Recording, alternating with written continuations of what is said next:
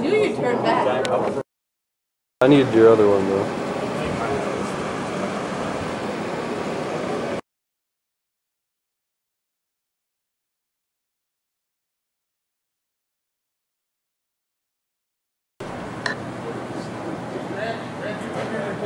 That's what I said. I need one of those.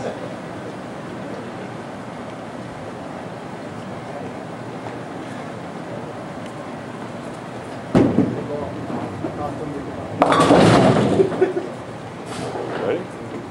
Oh, you got backup.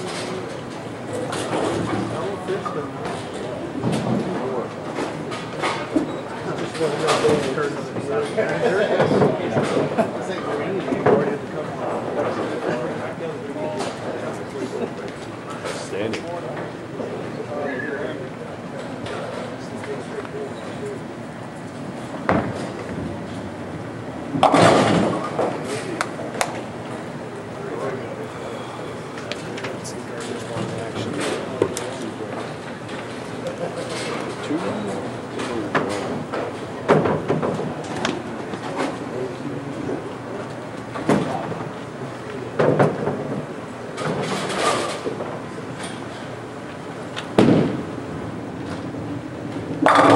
And a very good nice strike there from Josh Telecky, our number 4 seed, taking on Justin Schiffler, our number 2 seed today.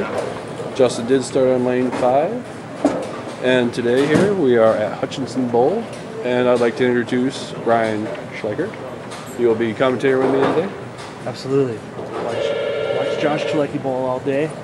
Made all the correct adjustments that needed to be. And Josh, even though says he wasn't a slump this year, but from the last 2 tournaments I've seen him, he seems to be looking pretty good, I think. Yeah, he actually credited a change in pitch in his bowling balls. And now he's able to get out of it a little bit cleaner. Actually brought that back last Monday over here on 9 and 10 during the league. Shot 300. So apparently whatever they did to his equipment is working out well. I would have to agree. So as Justin gets up here in a second, flush, he is rolling a hypercell, pin up. And I tell you, that ball was rolling well all day on this tough 48 foot. That's right, 48 feet of oil. Ryan, you're out there, and you're left-handed. How was that for you? It was tough. It was tough. It definitely did not allow a lot of breakdown on the left-hand side. Ball skid through. If you weren't speed sensitive, it was very difficult. You needed to make sure that you stayed slow with your feet, just like how Justin is here. If you take a look at his shot, stay slow with his feet and clean on the bottom. That seems to relate to the best results as possible. It's actually an anomaly that he's using the bowling ball that's pin up. It seems to be that pin down was the way to go today, but as the lanes transition for the right-handers, they needed a little bit more through the mid lane. It stands to reason that he made the adjustment to a ball that got down a little bit farther.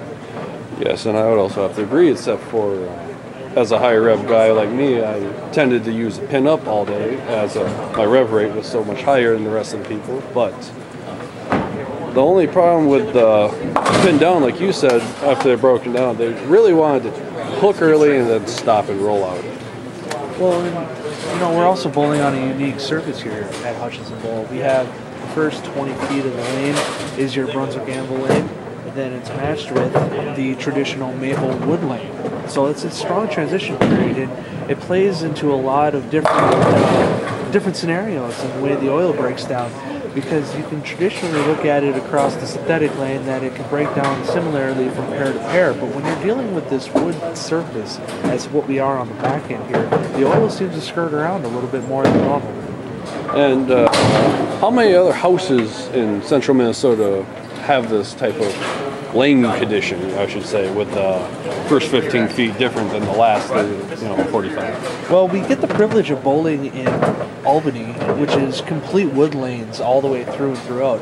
This place here is the only facility that we come to that has this kind of surface that we bowl on. That's incredible. Oh, and a 4.9. Oh, tough break there for Telecky. But once again, you know, he's been in deep. He's been moving left all throughout match play here. He's been at 3 and 2 adjustment, coming in just to this pair, from pair to pair. He can just be changing as we go along. And I do gotta say, these two people are good at throwing the ball quite slow, if you would have to agree with me on that one. Oh yes, I know Justin here over the last 2 months or so has really worked hard on his timing. In fact, if you notice, he's kind of an anomaly because he starts with his right front foot forward. And that is something he picked up off of Chad Nelson out of Oregon as a timing technique to get down and to stay slow at the ball line and get out of the ball streak. That's incredible. I did not know that. As Justin goes through the face, leaving the dreaded 3, 6, 9, 10. I tell you, this is hard to shoot, but on this oil condition, it is even tougher to shoot because you don't have the down lane reaction. As he covers nicely. Definitely difficult to cover the double wood on that particular spare. Probably one of the hardest spares outside of a split in the game of bowling. That is for sure. I know I missed it at least twice today.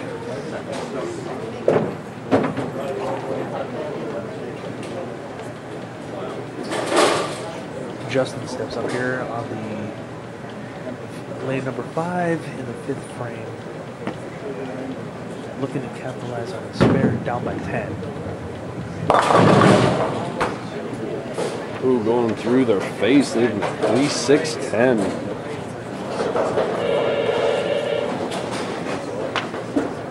So let's take a look at Justin's match play here.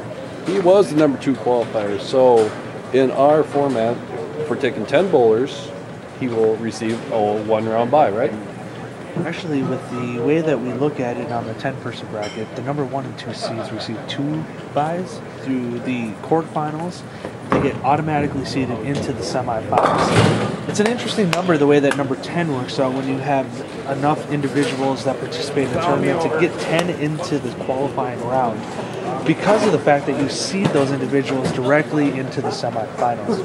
But nevertheless, where they're at a disadvantage is they have a warm-up pair that they get to bowl on, but they don't get to experience the transition in the match play pairs the way that the other bowlers do. And that is true, but Josh Telecky here actually went through all rounds of qualifying, and he has bowled every round of match play so far, so he knows the transition better than Justin. Yet Justin's first game was against Gordy Dirks from Albany, Minnesota, making it very impressive bowling by him today. He falls just a little short to 14 to Justin's 226. You know, Gordy bowled well all day long.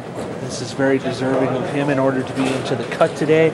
It's actually one of the few cuts that he's made, and that's not a discredit to Gordy whatsoever. He is a very good bowler. He just came up a little bit short. Needed to double in the 10th. Needed to double in the 10th against Justin to beat him, but was unable to get it done. Justin therefore advances, now throws a strike, and trails Josh Telecky by 10 as we head into the frame number 7.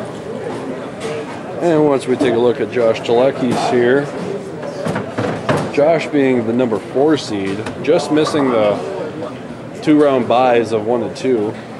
Josh first bowled against Brady Plaisance. Josh advanced with 208 to a 192. Josh then had to go up against Bob Miller. Good strike there by Justin.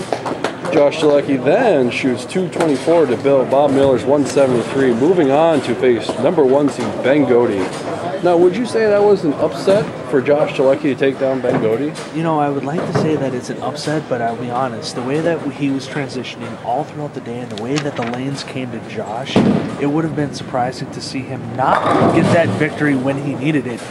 Unfortunately, here on this particular shot, it just ended up getting down the lane a little bit too far and didn't have the energy to carry through the pins, leaving him the flat 8-10 is what you see. That's a very unfortunate break, and bounces.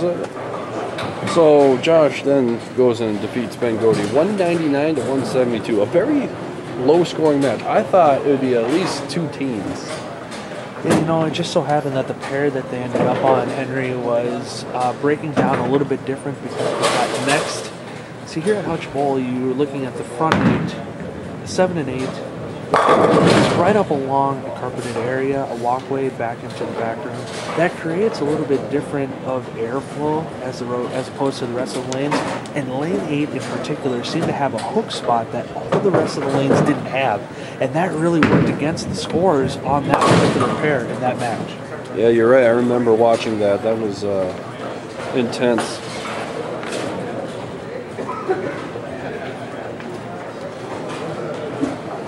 So we did have a total of 34 bowlers today, and I'm kind of surprised actually.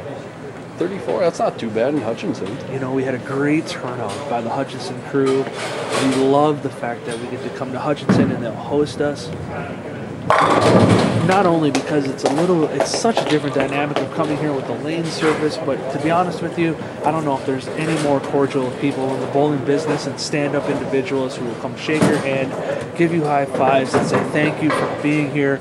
They are so honored to have the Sweeper Tour of Central Minnesota, the Brunswick Sweeper Tour of Central Minnesota for that matter, in their bowling center.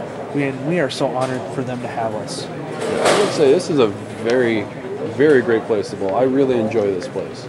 I don't know, it has kind of a positive feel of home almost, with the wood back ends from...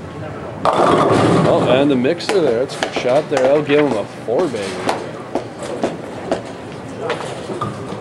Anyway, back to the cut here. We took, with 34 bowlers, that means we take the top 10 the match play. And the very last spot went to Todd Telecky at -12. So yes, it was a struggle for most of the bowlers today that don't normally encounter this much oil. Yeah, and it's really interesting about Todd Tepley, for that matter, is the fact that he was on the fence whether or not he even wanted to participate in the tournament because he has an inflamed Achilles tendon in his sliding foot, which is his left foot. So he wasn't even quite sure if he was going to participate today. Bowled well all day long, made the transition as it came about on the right-hand side, made it into the cut as the last place qualifier, and then bowled against Gordy Durkis in the first round. And I tell you what, those guys had a match that was unbelievable. Gordy somehow squeaking out the victory, 223 to 208. And that's only because Todd just kind of threw it in the last frame there by missing a single pin. Otherwise, that match would have been much closer. Through 6 frames, nobody knew who was going to win. Yes, I do got to say, though, it was a 223-208 victory for Gordy. But, yeah, we got to look at Gordy here. He picked up, what was that, a 4-6-7 split? In order to bring Todd down to the wire. And now we have Josh up here in the 10th frame on lane number 5. He happens to leave a 245 to shoot 185 the last game of the match play here. Justin with a 4-bagger out in the 10th. Really just needs to stay focused on his timing and keep it on the lane. Make sure that he just gets as many pins as he possibly can. And with a mark, he will be your Hutch Bowl Challenge 2014 champion. And not only that is, we forgot to note that neither of these two competitors have won a title in the Sweeper Tour yet.